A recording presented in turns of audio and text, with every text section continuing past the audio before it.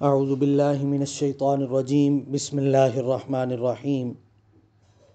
الحمدللہ تفسیر کی ابتدائی مباحث سے فراغت کے بعد اب باقاعدہ سورۃ الفاتحہ کا آغاز ہو رہا ہے۔ جب بھی ہم قرآن پاک کی تلاوت کرتے ہیں تو تلاوت سے پہلے ہم تعوذ اور تسمیہ پڑھتے ہیں۔ تعوذ کا معنی اعوذ باللہ من الشیطان الرجیم، اللہ رب العزت سے پناہ مانگتے ہیں شیطان مردود سے، اور تسمیہ کا معنی بسم اللہ الرحمن الرحیم۔ تو باقاعدہ سورۃ الفاتحہ سے پہلے انشاءاللہ ہم تعوذ اور تسمیہ کی اہمیت، ان کے فضائل کو بیان کریں گے۔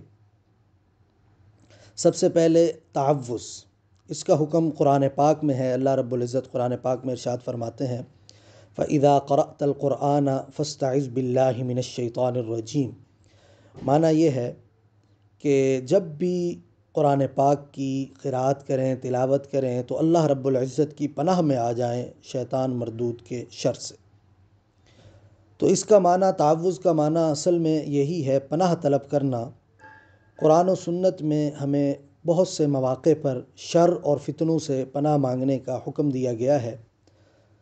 اور پھر تعوذ یہ ایک قسم کا ذکر بھی ہے، ذکر کی ایک قسم ہے۔ دنیا کا کوئی کام اللہ رب العزت کی مرضی اور رضا کے بغیر اگر ہم چاہیں کہ کر لیں، یہ ممکن نہیں ہے، اور نہ ہی یہ کوئی دعویٰ کر سکتا ہے کہ یہ کام میں نے اپنی طاقت، قوت اور قدرت کے ساتھ کیا، بلکہ ہر کام کی قدرت اور طاقت عطا کرنے والی ذات وہ اللہ رب العزت کی ہے۔ تو اسی لیے انسان اللہ رب العزت کی ہر وقت پناہ کے اندر رہے۔ اور پھر انسان جب بھی کوئی نیک کام کرنے لگتا ہے، رحمان کے راستے پر چلنا چاہتا ہے، تو شیطان اس راستے میں رکاوٹیں ڈالتا ہے، اس کے اور نیکی کے درمیان آنے کی کوشش کرتا ہے۔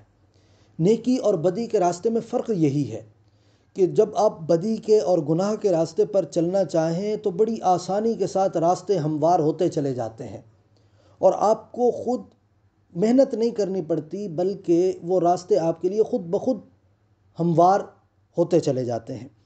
شیطان آپ کے لیے راستے بناتا چلا جاتا ہے، کیونکہ شیطان تو ہے ہی انسان کا ازلی دشمن، ہمیشہ سے دشمن ہے اور ہمیشہ رہے گا۔ اسی لیے اس کی کوشش ہوتی ہے کہ انسان کو برے راستے پر لگا دے۔ جبکہ نیکی کا جو راستہ ہوتا ہے، اس کے لیے محنت کرنی پڑتی ہے، اس کے لیے انسان اپنی تگ و دو کرتا ہے۔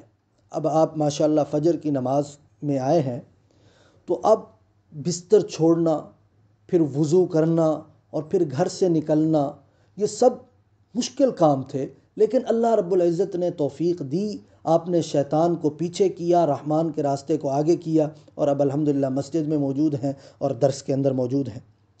تو یہ شیطان کا راستہ آسان ہے چلنے کے اعتبار سے، اور رحمان کا راستہ مشکل ہے چلنے کے اعتبار سے، بلکہ رحمان کے ساتھ تو باقاعدہ جیسے معاملہ طے کرنا پڑتا ہے، باقاعدہ سودے بازی ہوتی ہے۔ اللہ رب العزت فرماتے ہیں ان اللہ اشتری من المؤمنین انفسهم واموالهم بان لهم الجنہ، کہ اللہ رب العزت نے ان اللہ اشتری من المؤمنین، ایمان والوں سے خرید لیا ان کی جانوں کو، ان کے اموال کو، کس کے بدلے؟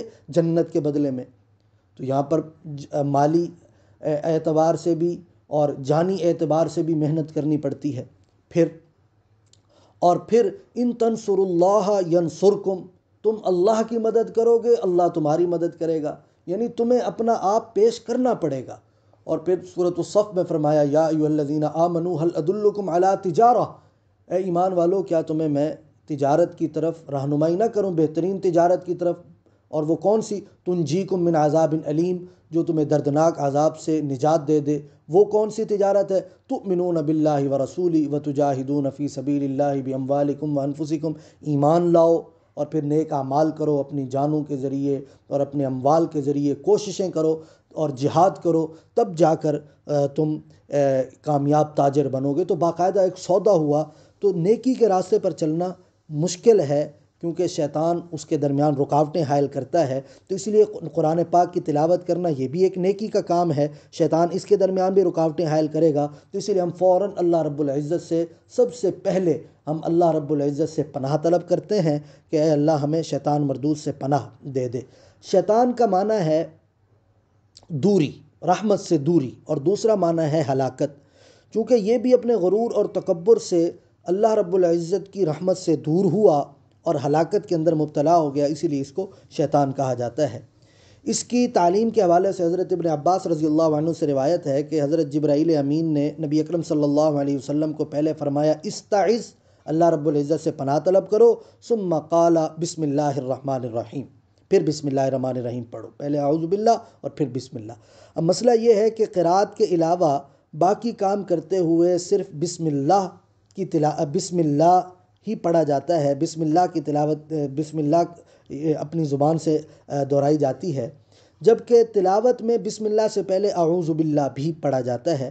امام جعفر صادق رحمہ اللہ نے اس کی وجہ یہ بیان کی ہے کہ انسان کی زبان جھوٹ میں، غیبت میں، غلط باتوں میں اکثر پڑی رہتی ہے، ان کاموں میں لگی رہتی ہے، جس کی وجہ سے انسان کی زبان یہ اعمال بد کر کے ناپاک رہتی ہے، اور اللہ رب العزت کا کلام پاک کلام ہے، تو اسی لیے اللہ رب العزت کا کلام شروع کرنے سے پہلے اللہ تعالیٰ نے حکم ارشاد فرمایا کہ تم اپنی زبانوں کو پاک کر لو، اللہ رب العزت کی پناہ میں آ جاؤ، تعوذ پڑھ لو۔ دوسرا، تعوذ کے بعد تسمیہ ہر اچھے کام سے پہلے بسم اللہ پڑھنا باعث ثواب بھی ہے اور باعث برکت بھی ہے، اور اخروی ثواب کے ساتھ ساتھ دنیاوی برکتیں بھی حاصل کرنے کا بہت بڑا ذریعہ ہے۔ اس کے برعکس اچھے کام سے پہلے اگر بسم اللہ نہ پڑھیں تو وہ کام اکثر بے برکتہ ہو جایا کرتا ہے، اس سے برکت اٹھ جاتی ہے۔ نبی اکرم صلی اللہ علیہ وسلم نے ارشاد فرمایا کل امر ذی بال لم یبدأ ببسم اللہ فهو اقطع، ایک روایت میں فهو ابتر، کہ وہ دم کٹا ہو جاتا ہے، وہ بے برکتہ ہو جاتا ہے۔ تو اسی لیے ہر کام شروع کرنے سے پہلے بسم اللہ پڑھنی چاہیے۔ اب ایک اور مسئلہ کہ بسم اللہ قرآن پاک کا جز ہے کہ نہیں ہے، ایک بات۔ دوسرا، ہر سورت کا جز ہے یا قرآن پاک کی ایک ہی آیت ہے؟ تو یہ یاد رکھیں کہ یہ بسم اللہ الرحمن الرحیم قرآن پاک کا حصہ تو ہے، اور پھر ایک مستقل آیت کے اندر بھی اللہ رب العزت نے اس کو بیان کیا انہ من سلیمان و انہ بسم اللہ الرحمن الرحیم۔ اب دوسرا مسئلہ رہا کہ ہر سورت کا حصہ ہے یا پورے قرآن پاک کی ایک آیت ہے، تو اس میں فقہائے کرام، مفسرین کرام کا اختلاف ہے۔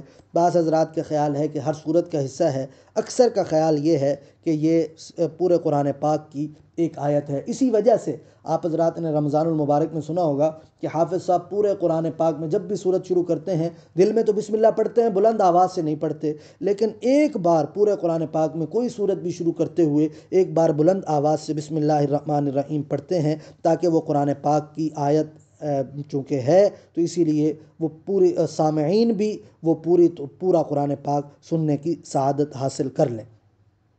اور نماز میں یہ آہستہ پڑھنا بسم اللہ الرحمن الرحیم سنت ہے۔ حضور اکرم صلی اللہ علیہ وسلم نے ارشاد فرمایا کہ بسم اللہ الرحمن الرحیم ہر کام شروع کرنے سے پہلے پڑھیں، اور پھر نبی اکرم صلی اللہ علیہ وسلم نے باقاعدہ طور پر اس کی تربیت بھی دی۔